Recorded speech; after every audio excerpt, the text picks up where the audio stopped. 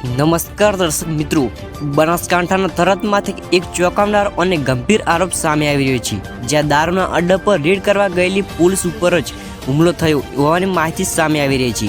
આ ઘટનાને લઈને હવે કોંગ્રેસના ધારાસભ્ય જિગ્નેશ મેવાણીએ સરકાર અને પોલીસ તંત્ર સામે સવાલોની વરસાદ કર્યો છે।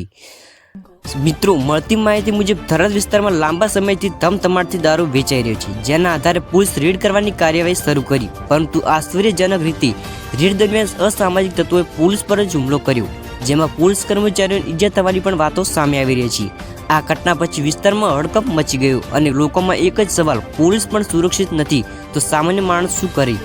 જિગ્નેશ મેવાણીનું તીખું નિવેદન। આ ઘટનાને લઈને જિગ્નેશ મેવાણી ખુલ્લેઆમ સરકાર પર ભડક્યા। તેમણે કહ્યું, જ્યારે પોલીસ દારૂ માફિયાની સામે કાર્યવાહી કરવા જાય અને ત્યારે જ પોલીસ પર હુમલો થાય તો સ્પષ્ટ કે દારૂ માફિયાને કોઈને કોઈ ખુલ્લો સરકાર મળી રહ્યો છે। મેવાણીએ આગળ કહ્યું કે ગુજરાતમાં દારૂબંધી માત્ર કાગળ પર છે, જમીન પર દારૂ માફિયા રાજ કરે છે। સરકાર અને તંત્ર પર ગંભીર સવાલો। જિગ્નેશ મેવાણીએ સીધો સવાલ ઉઠાવ્યો કે દારૂના અડ્ડા કોના આશીર્વાદથી ચાલે છે? પોલીસ પર હુમલો કરનારા હજુ સુધી કેમ ખુલ્લા ફરે છે? શું સરકાર દારૂ માફિયાને બચાવી શકે છે? તેમણે માંગ કરી છે હુમલાખોરો સામે કડક કાર્યવાહી થાય, દારૂ માફિયાને કરોડોની મિલકત જપ્ત કરવામાં આવી। રાજકારણ ગરમાયું। આ ઘટના બાદ બનાસકાંઠાનું રાજકારણ ગરમાયું છે। એક તરફ સરકાર મૌન છે તો બીજી તરફ વિરોધ પક્ષ આ મુદ્દે રસ્તા પર ઉતરવાની ચેતવણી આપી રહ્યા છે। અંતમાં મહત્વની વાત, મિત્રો, આ ઘટના માત્ર પોલીસ પર હુમલો નથી, પરંતુ કાયદાની વ્યવસ્થા પર સીધો હુમલો છે। જો આવા બનાવો અટકાવવામાં નહીં આવે તો સામાન્ય નાગરિકની સુરક્ષા મોટો પ્રશ્ન બની શકશે। તમને શું લાગે છે? શું દારૂ માફિયાને સાચે રાજકીય રક્ષણ છે? સરકાર હવે શું પગલું ભરશે? તમારો અભિપ્રાય કોમેન્ટમાં જરૂર જણાવજો। ગુજરાતની દારૂબંધી ફરી એકવાર સવાલોના ઘેરામાં છે। થરાદના દારૂના અડ્ડા પર રેડ કરવા ગયેલી પોલીસ પર જ્યારે હુમલો થયો ત્યારે એ માત્ર ઘટના નથી, એ સરકારની નિષ્ફળતાનો મોટો સંકેત છે। મળતી માહિતી મુજબ થરાદ વિસ્તારમાં ઘણા સમયથી રાતોરાત દારૂના અડ્ડા ચાલતા હોવાની ફરિયાદો સામે આવી રહી છે।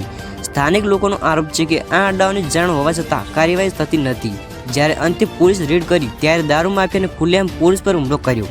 આ દ્રશ્ય જોઈ લોકો પણ ચોંકી ગયા। પોલીસ પર હુમલો ગંભીર મુદ્દો। મિત્રો, આ કોઈ સામાન્ય ઘટના નથી। પોલીસ પર હુમલો એટલે સીધો કાયદા પર હુમલો। પ્રશ્ન એ છે કે હુમલાખોરોને એટલી હિંમત ક્યાંથી આવી? શું તેમની ખાતરી હતી કે તેમને કંઈ નહીં થાય? જિગ્નેશ મેવાણીનું વધુ નિવેદન। આ મામલે જિગ્નેશ મેવાણીએ કહ્યું, ગુજરાતમાં દારૂબંધી માત્ર ભાષણોમાં નહીં રહે, જમીન પર માફિયા સરકાર કરતાં વધારે શક્તિશાળી બની ગયા છે। તેમણે વધુમાં ઉમેર્યું, જો પોલીસ પર હુમલો કરનાર કડક કાર્યવાહી નહીં થાય તો વિરોધ વધુ ઉગ્ર બનશે। સરકાર સામે ખુલ્લો પડકાર। મેવાણીએ સરકારને ચેતવણી આપતા કહ્યું, દારૂના અડ્ડા બંધ કરો, પોલીસ પર હુમલો કરનાર સામે તાત્કાલિક ફાયર કરો, પાછળ બેઠેલા મોટા માથાઓને બહાર લાવો, નહીંતર ગુજરાતભરમાં આ મુદ્દે આંદોલન થશે। સ્થાનિક લોકોનો ગુસ્સો। સ્થાનિક લોકો કહે છે પોલીસ આવે ત્યારે દારૂ છુપાઈ જાય છે અને પોલીસ જાય એટલે ફરી ધંધો શરૂ થઈ જાય છે। આ નિવેદન બતાવે છે કે સમસ્યા કેટલી ઊંડી છે। રાજકીય ગરમાવો। આ ઘટનાને લઈને કોંગ્રેસ સરકારને ઘેરી છે, જ્યારે સરકાર તરફથી હજી સુધી સ્પષ્ટ જવાબ આવ્યો નથી।